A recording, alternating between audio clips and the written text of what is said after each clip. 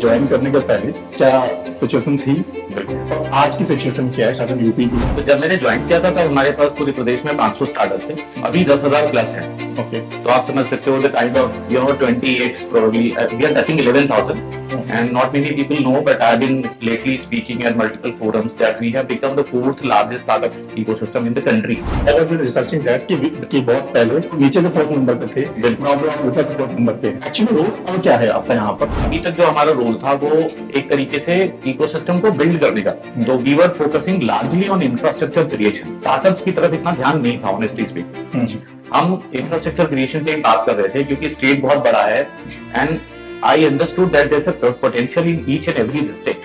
कितना भी छोटा बड़ा एस्पिरेशनल डिस्ट्रिक्ट हो, बिल्कुल टियर 3 टियर 4 टाउन्स आप जो भी कह रहे हैं उनको, सभी में पोटेंशियल था। And I am happy to announce here that as of today out of these 75 districts every single district has at least one startup. Actually अभी भी जो एंटरप्रेन्योरशिप है यूथ के लिए एक अल्टरनेट है सर। ये कर लेते हैं नहीं तो जॉब करेंगे, तो वो हमेशा चलता है। हर बंदे की अपनी कैपेबिलिटी होती है और उसको अपनी कैपेबिलिटी के हिसाब से, अपने रुझान के हिसाब से, अपने पैशन के हिसाब से काम करना चाहिए। तो अननेसेसरीली जैसे हम पेरेंट्स को कहते हैं कि उन्होंने हमें एक गलत डायरेक्शन में डाल रखा है, जहाँ पे मेरा मन नहीं है वहां पे वो कह रहे हैं कि तुम डॉक्टर बन जाओ, इंजीनियर बन जाओ। उसी तरीके से आजकल एक थोड़ी सी शीप वॉकिंग भी मुझे लगती है कि बहुत सारे लोग एंटरप्रेन्योरशिप में देखा देखी भी आ जाते हैं कि क्योंकि दोस्त कर रहा है चलो हम भी अपना स्टार्टअप डालते हैं।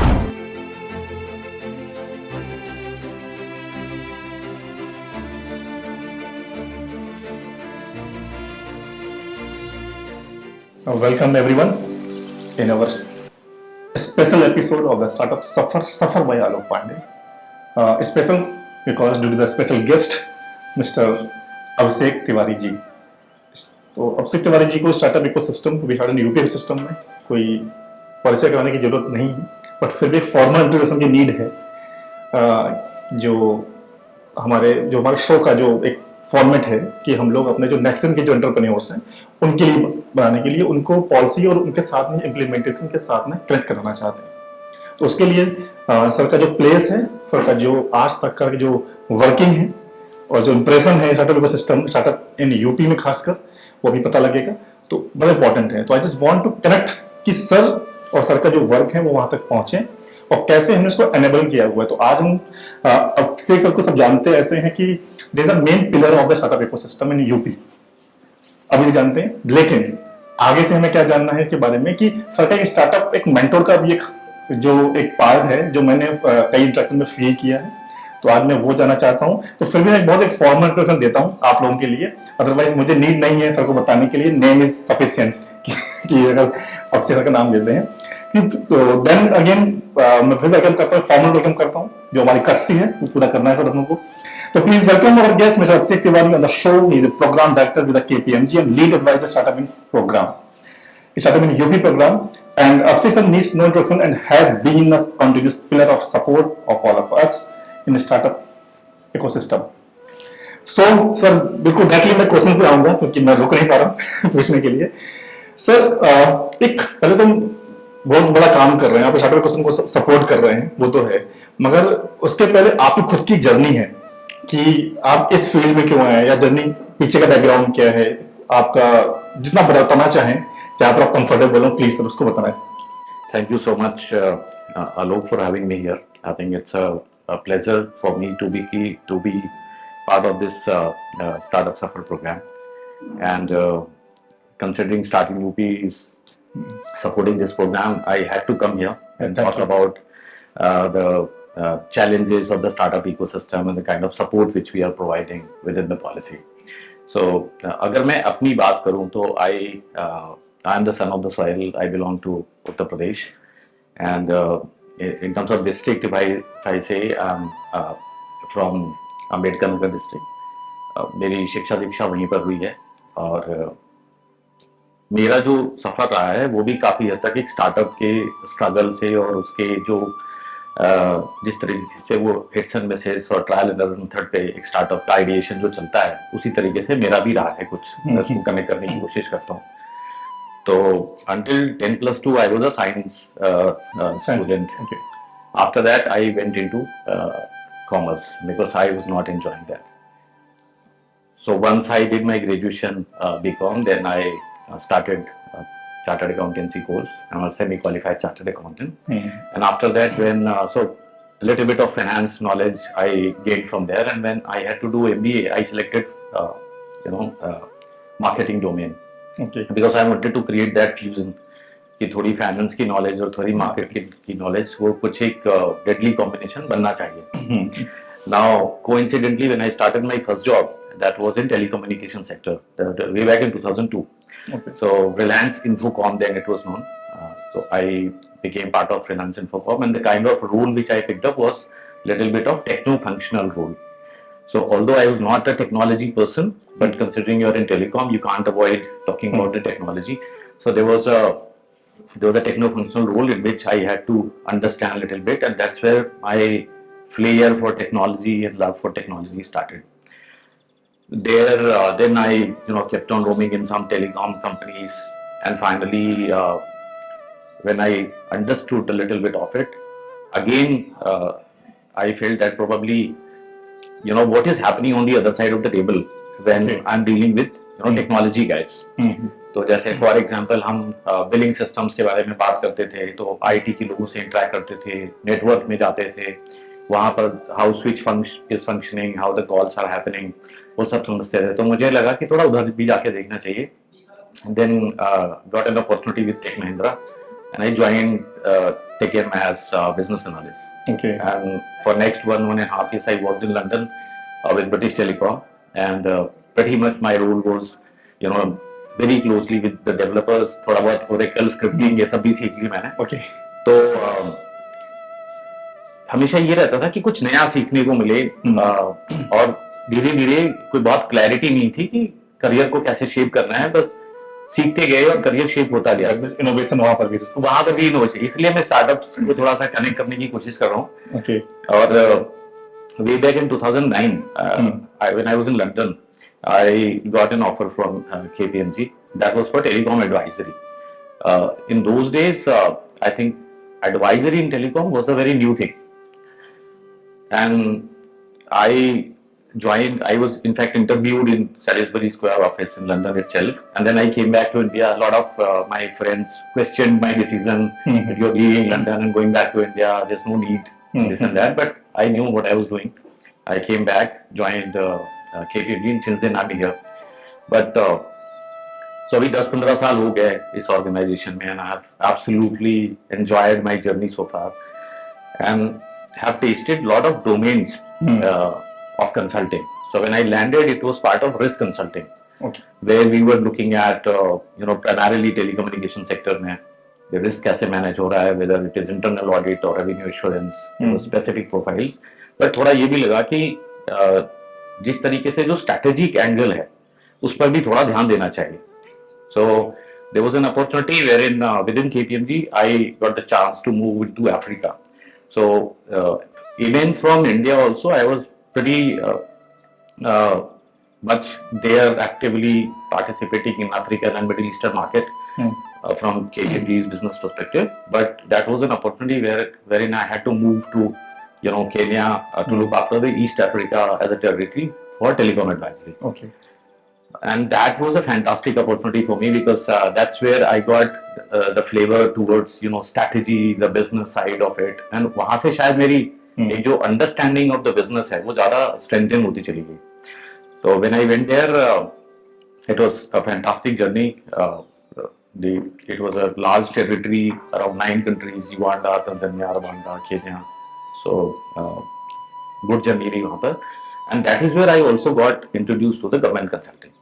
And that's when the real story what I am today starts.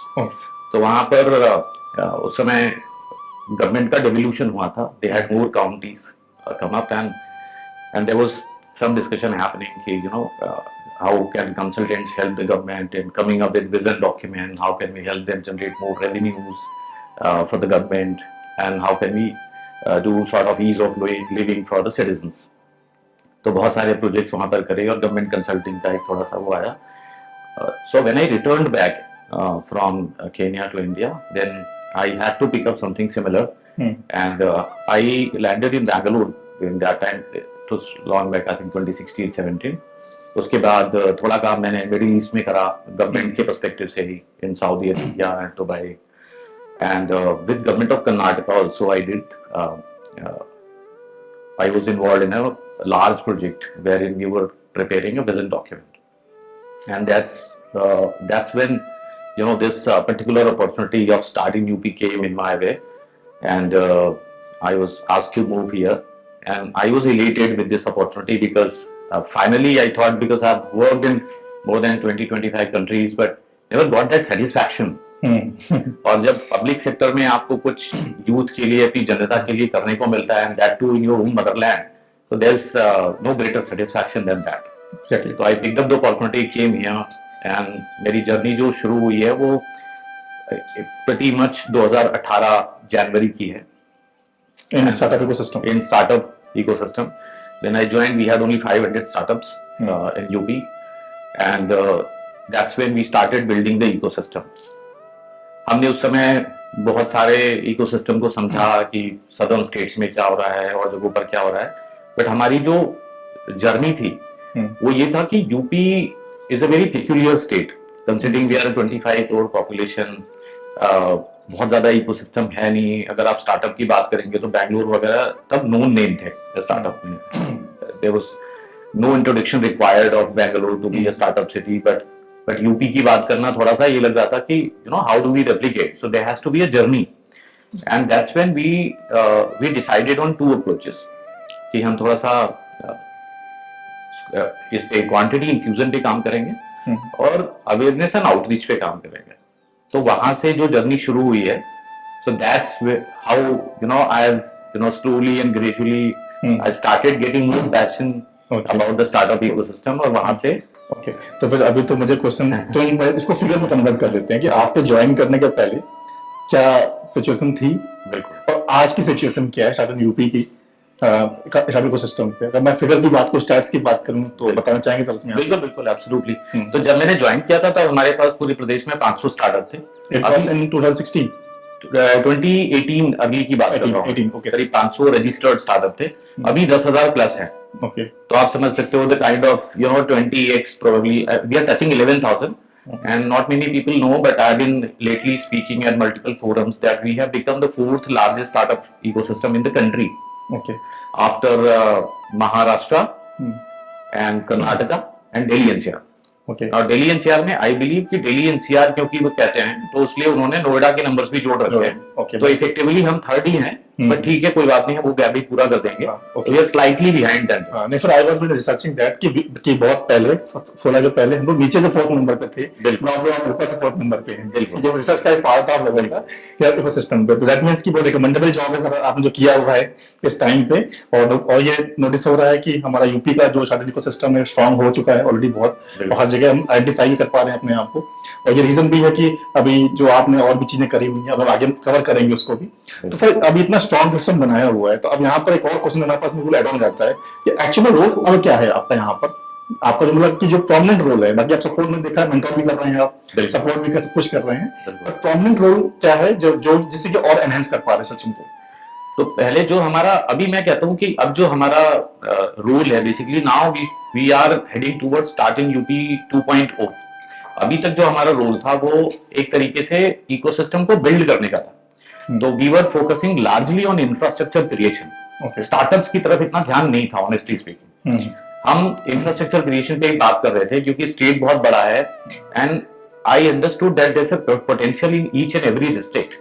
कितना भी छोटा बड़ा एस्पिरेशनल डिस्ट्रिक्ट हो, बिल्कुल टियर 3 टियर 4 टाउन्स आप जो भी कह लें उनको, सभी में पोटेंशियल था। And I am happy to announce here that as of today, out of these 75 districts, every single district has at least one startup, which means the contribution from social perspective, the contribution is evenly spread out. तो हमने वो काम तो कर लिया है कि एक अवेयरनेस एंड आउटरीच हमने पूरे प्रदेश में कर दी है सभी लोगों तक, albeit in small numbers, but बात पहुंच चुकी है कि स्टार्टअप नाम की कोई चीज होती है and entrepreneurship can be taken as an alternative career. Okay, अब वहां से जो हमारा जो सबसे पहला इंफ्रास्ट्रक्चर हमें बिल्ड करना था वो ये था कि अब गवर्नमेंट के पास तो लिमिटेड रिसोर्सेज होते हैं and we can't be omnipresent. हमारा जो मेन टास्क है वो है कॉन्ड्यूसिव पॉलिसी एनवायरनमेंट प्रोवाइड करना। तो within that environment we started establishing incubators. सबसे पहले जो हमने काम कर रहा था वो जितने भी हमारे पास ऑलरेडी एस्टैब्लिश इंक्यूबेटर्स थे, तो लार्जली उस समय सिर्फ प्रीमियर जो हमारे एकेडमिक इंस्टीट्यूशंस हैं वहीं पर ये इंक्यूबेटर्स होते थे. For example, way back in 2016-17 you would find an incubator in IIT Kanpur, exactly. you will find it in IIM Lucknow, but और छोटे जो कॉलेजेस या even private incubators did not exist. Sir सबसे पहले हमने उनको रिकॉग्नाइज करा अपनी पॉलिसी में, so that we have access to those incubators and they have access to the government programme. It was a mutual beneficial relationship between both of us. एक बार जब वो फेज हमने पूरा कर लिया, then we went on to promoting the policy amongst these academic institutions कि there is a benefit which we are offering in terms of capex up to 1 crore जो हम देते हैं, या हम opex उस समय तो नहीं दे रहे थे opex, but जो भी benefits थे पॉलिसी की. और most importantly what I did to give them an advantage कि why should they be interested in my policy, because उस समय इंटरेस्ट जगाना भी बहुत बड़ी बात थी. तो सबसे पहले जो हमने चीज करी वो ये करा कि इंक्यूबेटर्स को हमने एक नोडल ऑफिस बना दिया, फ्रॉम वेयर जो हमारे स्टार्टअप थे they could not just get the incubation and the support and the mentorship, but they also could access the government financial grants which was given in the policy. क्योंकि as a government हमारे लिए बहुत ये मुश्किल काम था कि हमारे हर एक स्टार्टअप से डायरेक्टली बात कर सकें. दूसरा, हमें इंक्यूबेटर्स को एम्पावर भी करना था. तो हमने वो पावर इंक्यूबेटर्स में एम्बेड कर दी कि जो भी हमारे पास इंसेंटिव रिकमेंडेशंस आएंगी वो आपके थ्रू आएंगी. Okay. And that is how incubators got interested, because अब हमने स्टार्टअप्स के लिए डायरेक्ट एंट्री बंद कर दी थी और हमने इंक्यूबेटर्स के थ्रू कर दी थी. तो अभी इंक्यूबेटर्स में इनफ्लो बढ़ने लगा स्टार्टअप्स का. उसके साथ हमारा जो उनका इवेल्युएशन प्रोसेस है, जो हैंड होल्डिंग है, वो wherever the startup is able to get the support within few kilometers of his existence. तो वो डेमोक्रेटाइजेशन हो गया ऑफ द इंफ्रास्ट्रक्चर. उसके बाद जो हमने तीसरी चीज करी कि जब थोड़े से इंक्यूबेटर्स आ गए, मेरे ख्याल से 25, 30, 40 इंक्यूबेटर्स आ गए, थोड़ा सा एडवांसमेंट हमें दिखा, then we felt the need for a new policy. और हमने 2020 में पॉलिसी को फिर से रिवाइज करा, क्योंकि अब तक हमारे पास जो दिक्कतें आ रही थी वो इंक्यूबेटर्स कह रहे थे कि सर इंफ्रास्ट्रक्चर हमने बना लिया है, केपेक्स आप हमें ऑफर कर रहे हो, बट ओपेक्स ऑपरेशनली उसको चलाना मुश्किल हो रहा है, तो ऑपरेशनल एक्सपेंडिचर थोड़ा सा कुछ मदद हो जाए. तो we came up with a policy wherein we offered and promised a support of 1.5 CR in next 5 years. That gave them a lot of comfort. एक तो हमने ये करा. दूसरा, हमने इमर्जिंग टेक्नोलॉजीज पे सेंटर ऑफ एक्सीलेंसेस बनाने शुरू करे, क्योंकि तब तक ये फील हो गया था कि जो इमर्जिंग टेक्नोलॉजीज हैं, whether it is blockchain, AI, telecoms, they are going to be the future of innovation. And सारा का सारा इनोवेशन अभी तक यूपी में, अगर आप लार्जली देखेंगे, जो हम आगे बात भी करेंगे इस पे थोड़ा और डिटेल में, कि जो इनोवेशन हो रहा है वो बिजनेस मॉडल इनोवेशन है. Cutting edge technological revolution is not happening from the startup perspective, and to promote that, center of excellences were required. Exactly. So we have built 3 center of excellences which are already operational. We are in the process of approving 4 more, and total 8 COEs का प्रावधान हमने किया है. और साथ के साथ हमने इनोवेशन हब की स्थापना भी करवाई AKTU में, जिसका जो मूल उद्देश्य था वो इनोवेशन को प्रमोट करना था. तो हमने स्टार्टअप्स बनाने शुरू कर दिए. हमने उनके लिए इमीडिएट आउटरीच के नाम पर इंक्यूबेटर दे दिया. अगर आपको टेक्नोलॉजी पर्सपेक्टिव से SME सपोर्ट चाहिए था तो हमने COE दे दिया. और अगर आपको इनोवेशन के पर्सपेक्टिव से simple how to drive the innovation, तो वो उसके लिए हमने इनोवेशन हब बना दिया. तो एक इंफ्रास्ट्रक्चर का जो इकोसिस्टम बनाया वो हमने पूरी पॉलिसी में, मतलब बेसिक जो रिक्वायरमेंट थी इंफ्रास्ट्रक्चर डेवलप करना, तो वो फेज हम खत्म कर चुके हैं. वो हम खत्म कर चुके हैं. ओके, अब उसके रिजल्ट्स का वेट है कि उसको हम कैसे एग्जीक्यूट करेंगे. सर ये चीज जैसे इंक्यूबेटर बनाना, मे बी मेरा पर्सनल परसेप्शन हो सकता है, इनको एफिशिएंटली वर्क करें. बल्कि आपने तो बना के दिया, तो चीजें चल रहे हैं, पॉलिसी आप बना रहे हैं और पॉलिसी इंप्लीमेंटेशन, दो इक्वल चैलेंजिंग चीज हो जाती है. बिल्कुल. तो उसके लिए हम लोग कैसे उसको हम लोग ऑडिट करते हैं, कैसे पता करते हैं कि वो जो इंक्यूबेटर्स है जो रिकमेंड करेगा स्टार्टअप की सन यूपी को कि फंड के लिए या रिकमेंड उसके थ्रू आएगा, तो उनकी कोई ऑडिटिंग अथॉरिटी या कोई उनकी पॉलिसी है उसके अकॉर्डिंग कि वहां पे उनको फ्री सब काम करते हैं लोग? ये बहुत अच्छा सवाल है और इसको मैं आंसर करना चाहूंगा, क्योंकि बहुत सारे स्टार्टअप्स के मन में ये थोड़ी सी डाउट है और थोड़ा उनको निराशा भी है कि बहुत सारे इंक्यूबेटर्स उनकी एक्सपेक्टेशंस पे खरे नहीं उतरते हैं. जी. इसका सिंपल आंसर ये है, जैसे मैंने कहा कि स्टार्टिंग यूपी का जो फेज 1.0 था उसमें हम क्वांटिटी इन्फ्यूजन पे काम कर रहे थे. तो जब हम इंफ्रास्ट्रक्चर बिल्ड कर रहे हैं तो all these now we have 63 incubators, so all the incubators may not be at the same level of maturity. That is given. So somebody who has been operating for let's say 7 years, 10 years will be much more mature than somebody who has just come up a new kid on the block. तो जो भी incubators अभी हाल फिलहाल में बने हैं, they certainly need a capacity building program. और उसके लिए हमने स्टार्टअप इंडिया से बात करी है, उसके लिए हम स्वयं भी कुछ अच्छे incubators जो हमारे हैं उनसे भी बात कर रहे हैं, और हमारी पॉलिसी में इस प्रॉब्लम को हमने पहले ही एनविसाज करा था, जिसके लिए I had created a concept called Navaratna incubators. Okay. Navaratna incubators will be those who are giving impeccable performance in terms of startup mentoring, hand-holding, and they are the gems of the ecosystem. Okay. So they will be given an additional 10 lakh rupees per year to behave like a Navaratna incubator, to provide additional support and capacity building to the smaller or even new incubators which have come up, lately and recently. Okay, nice. इसका जो condition थी वो ये थी, policy में ये embedded थी कि जब तक 50 इंक्यूबेटर नहीं हो जाते तब तक हम नवरत्ना को एक्टिवेट नहीं करेंगे इस क्लॉज को. ठीक है. तो we have recently cross that 50 का mark and now we have started talking about Navratna. My team has already put up a concept note and the deliberation has already started. So we are also going to launch an incubator performance evaluation framework on which all the incubators of the state will be evaluated, ranked, and those who are better performing or best performing ones will be given the status of Navratna. Okay, nice. So that's how this ecosystem will flourish further. Definitely. मतलब ये I think ये बहुत मेरे को नहीं पता होगा, ये नूतन वाला जो कॉन्सेप्ट है, तो मैं भी अभी इस प्लेटफॉर्म पर जान रहा हूँ आपके थ्रू. That means कि अभी थोड़ा सा हम लोग और अवेयर, I think इसके थ्रू अवेयर होंगे, तो लोग देखेंगे कि और क्या क्या पॉलिसीज चल रही हैं, तो बड़ी बात है पॉलिसीज ही नहीं पता है सर. तो स्टार्टअप के लिए एक बहुत पेन पॉइंट है, आप भी समझते होंगे कि वो पॉलिसी से डरता बहुत है. बिल्कुल. पॉलिसी समझना नहीं चाहता है, उसके लिए बाद वो फिर वो आई थिंक अनएथिकल तरीके से या कि अनऑथराइज्ड लोगों से वो कंसल्टिंग करता है. बिल्कुल. तो उसके फिर कुछ हम लोग कर रहे हैं, स्टार्टअप यूपी या स्टार्टअप इंडिया की बात कर रहे हैं कि जहाँ पे पॉलिसी अवेयरनेस हो उसके लिए. सो पॉलिसी अवेयरनेस की जहां तक बात है, ये भी बहुत ये सच में एक पेन पॉइंट है जो हम तरह तरह से एड्रेस करने की कोशिश कर रहे हैं. जैसे मैंने कहा कि UP is a large state, 25 crore लोगों का प्रदेश है, तो इतना आसान नहीं है एज ए गवर्नमेंट आपको to reach and have access to every nook and corner of the state, but we are trying in different ways. सबसे पहले हम क्या कर रहे हैं कि हम ज्यादा से ज्यादा यूथ को एंगेज करने की कोशिश करते हैं. This particular initiative of talking to you is trying to reach to as many audience as possible. ये भी उसी का एक भाग है. दूसरा जो हम पिछले 4-5 सालों से करते रहे हैं आउटरीच के मामले में, जितने भी कॉलेज फेस्ट या टेक फेस्ट होते हैं वहां पर भी हम अपनी स्टार्टअप का एक पर्टिकुलर सेशन रखते हैं, अपनी पॉलिसी की अवेयरनेस कैंपेन रखते हैं और हम लोगों को इसके बारे में बताते हैं. एक थर्ड थिंग हमने करी है, recently we have signed an MOU with a startup which is a public policy startup called टैप्सर.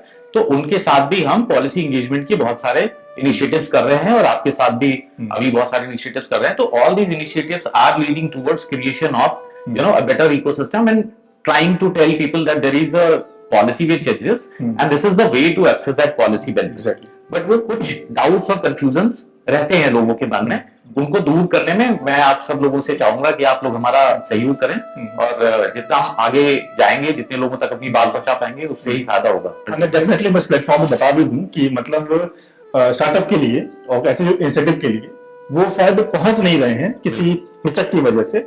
कुछ हेजिटेशन है स्टार्टिंग यूपी के ऑफिस तक पहुंचने में. बट मेरा जो पर्सनल एक्सपीरियंस मैं बताऊं कि मैं जब भी गया हूं मुझे ओपन हैंडेड मतलब कि अपॉइंटमेंट मिला हुआ है, ऐसा कोई नीड नहीं, मेरी मीटिंग भी हुआ हो और मेरी पूरी बात सुनी गई.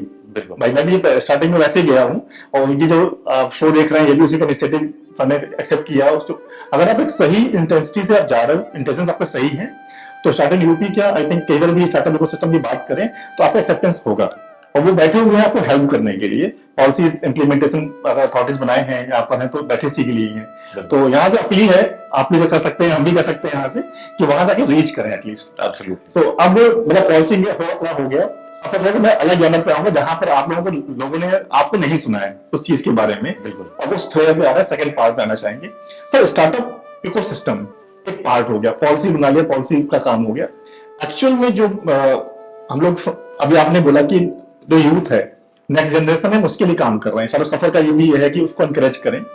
तो एक्चुअल में अभी भी जो एंटरप्रेन्योरशिप है यूथ के लिए ऑल्टरनेट है सर, बिल्कुल कि वो कह रहा है कि अरे कुछ ये कर लेते हैं, नहीं तो जॉब करेंगे, तो वो हमेशा चलता है। और मैं पर्सनल एक्सपीरियंस ये कि भाई कभी प्रिवेल नहीं हो पाता उस वजह से, आप फोकस नहीं कर पाते हैं। बिल्कुल। तो फिर एक्चुअल में पर्सन होना क्या चाहिए, उसका मतलब डिमेस्टिफाई कैसे कर सकते हैं इस चीज को, कि कैसे समझा सकते हैं कि क्या अप्रोच होनी चाहिए ऐसे यंग एंटरप्रेन्योर्स की?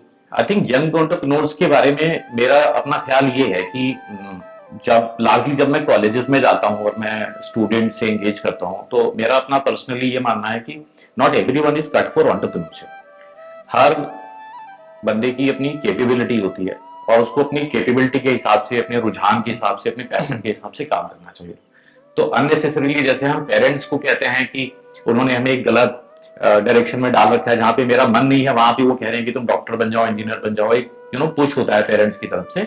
उसी तरीके से आजकल एक थोड़ी सी शीप वॉकिंग भी मुझे लगती है कि बहुत सारे लोग एंटरप्रेन्योरशिप में देखा देखी भी आ जाते हैं कि क्योंकि दोस्त कर रहा है चलो हम भी अपना स्टार्टअप डालते हैं। I think it is very important because 2-3 साल आपके, स्पेशली जो एंटरप्रेन्योर्स आप देखेंगे वो ग्रेजुएशन के टाइम पे ही वो बनते हैं, उससे पहले का कल्चर है नहीं। अभी आप देखोगे 10+2 के लेवल पे एंटरप्रेन्योरशिप या स्टार्टअप का कल्चर नहीं है, लार्जली ये कॉलेज कैंपसेस में चल रहा है। अब वहां पर क्या होता है, पहले साल तो बच्चे को पता ही नहीं होता है कि चल क्या रहा है लाइफ में। सेकेंड ईयर में शायद वो ईसेल से इंट्रोड्यूस होता है, वहां के इंक्यूबेटर से इंट्रोड्यूस होता है, tries to do something, and then there is a third year pressure कि जल्दी से आप एग्जाम क्लोज करो, ये करो, और finally then there is a pressure of getting into job और getting married from family. So all those things come into the picture.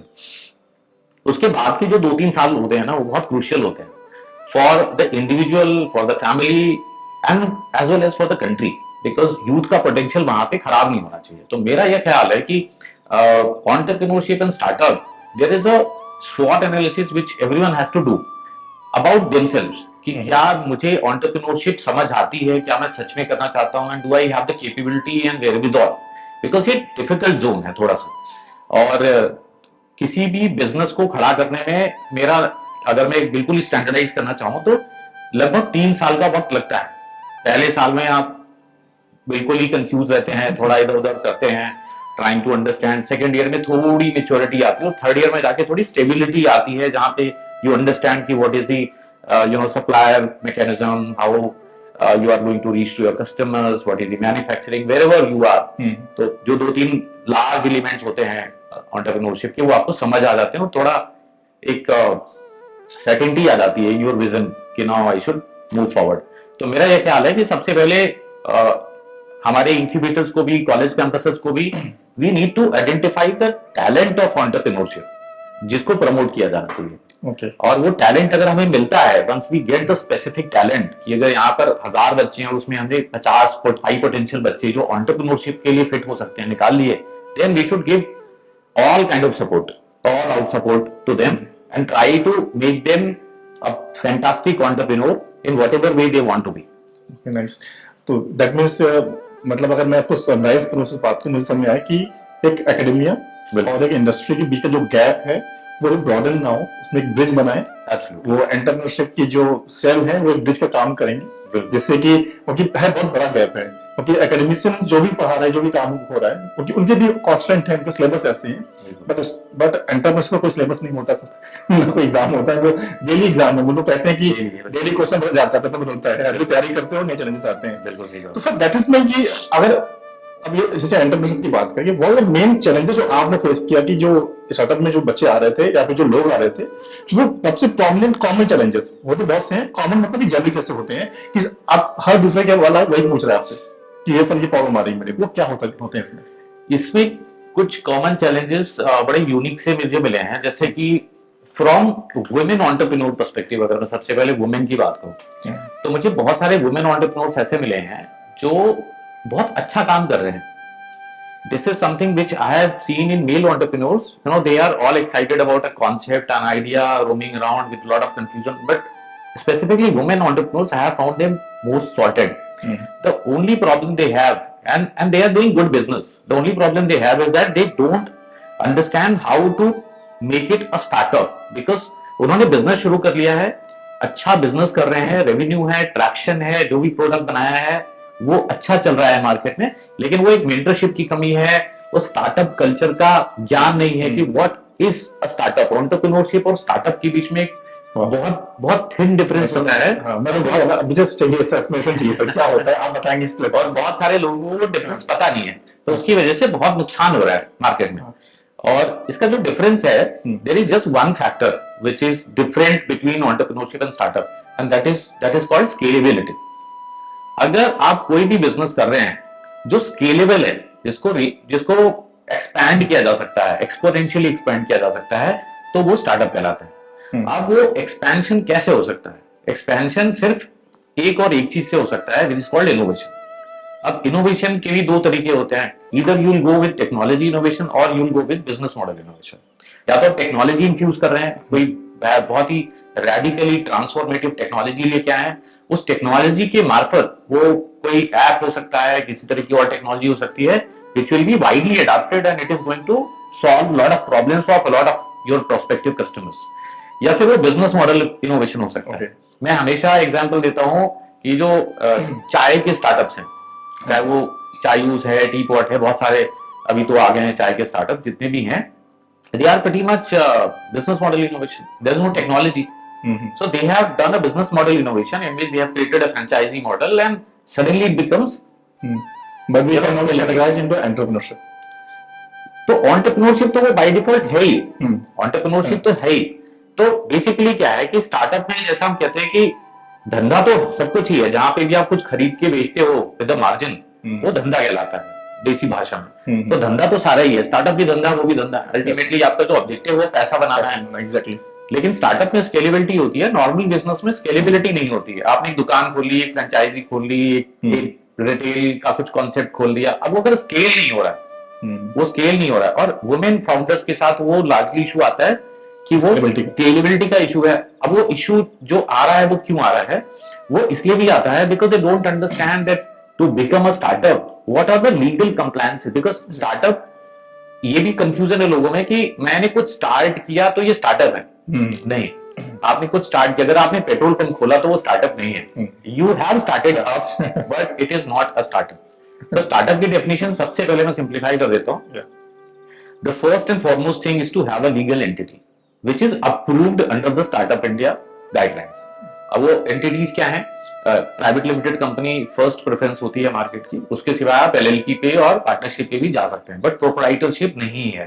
और बहुत सारे लोग प्रोप्राइटरशिप में काम करते हैं, अच्छा काम करते हैं, but because they don't have a legal entity it can not be a startup. So that is the first and foremost criteria. Once you have a right legal entity then you should register yourself under the startup India programme. तो आपको startup तब तक नहीं कहा जाएगा जब तक आपके पास स्टार्टअप का सर्टिफिकेट नहीं होता है। ओके, सर्टिफिकेट मिलेगा आप स्टार्टअप कहलाओगे, आप अपने आप को स्टार्टअप कहना शुरू करोगे। एग्जैक्टली।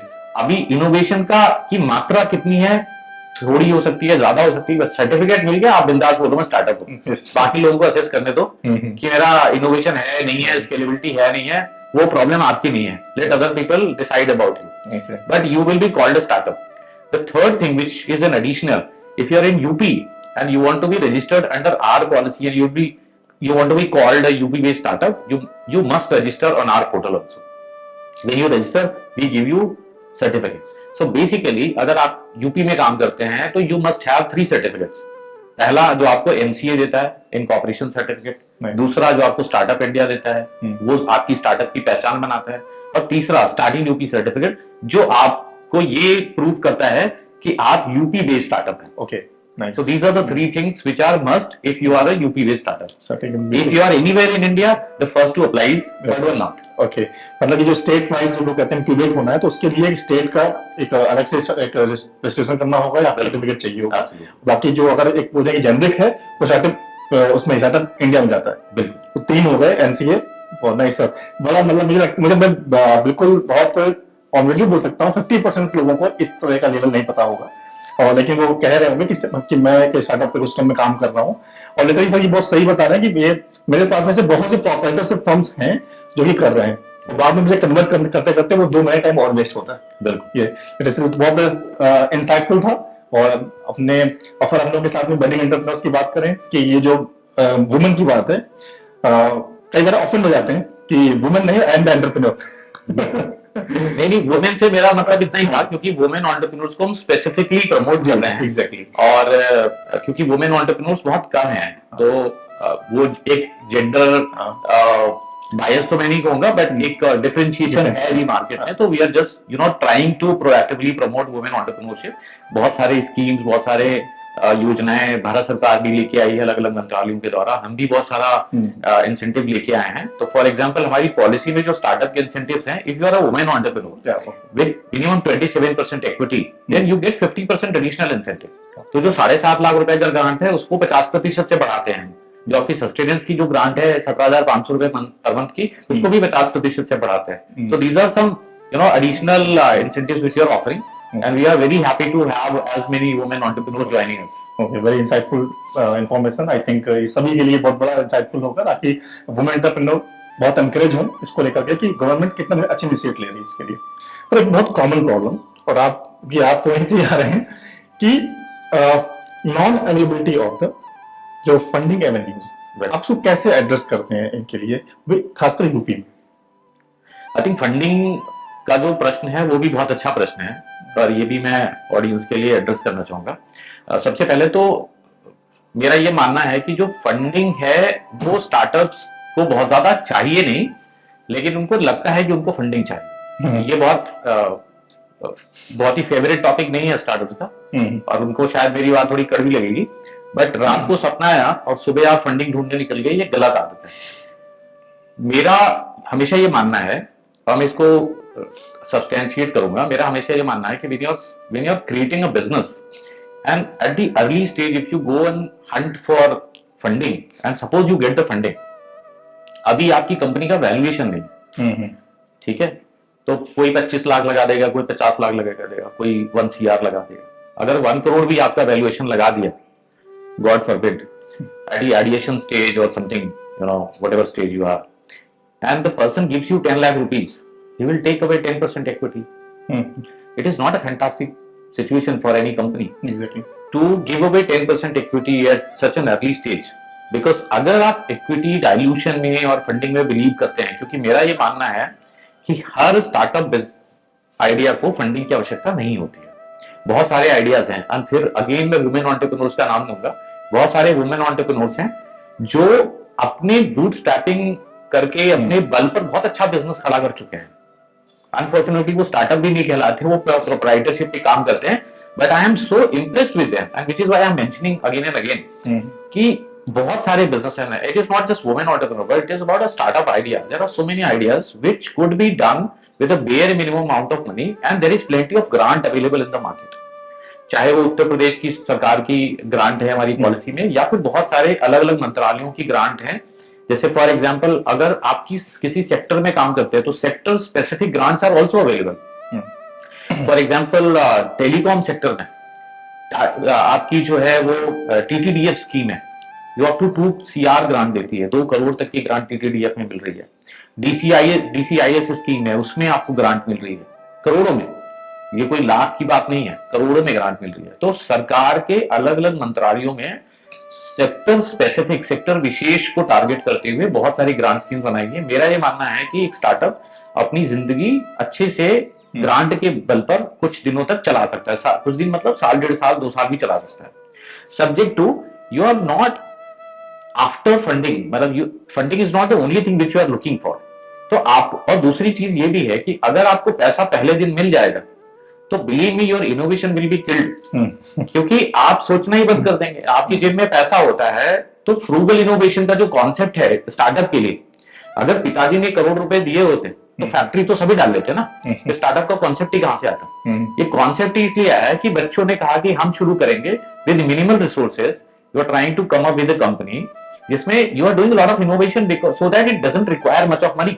Exactly. तो लिमिटेड रिसोर्सेज अगर हैं, अगर आपने वो लिमिटेड वर्ड हटा दिया रिसोर्सेज से, you have resources, suddenly your innovation will be killed, कुछ नहीं होगा। तो पैसा जितना ज्यादा आएगा उतनी ज्यादा आपका जो बिजनेस कॉन्सेप्ट है वो मीडियोक्रिटी की तरफ चला जाएगा। तो मेरा ये मानना है कि सबसे पहली बात, आप कोशिश करिए जितना बूटस्ट्रैपिंग हो सके और जितने दिनों तक आप सस्टेन कर सके, खुद से काम करिए। नंबर 2 कि आप फंडिंग अर्ली स्टेज पर लेने मत जाइए, otherwise you will have to dilute a lot of Lot of equity, equity. which is again not advisable for any company to do that. The third, that you try to access as many government grants as possible with a disclaimer. Disclaimer ये है कि government grants are never on time. They take their own time to get approved, to get released.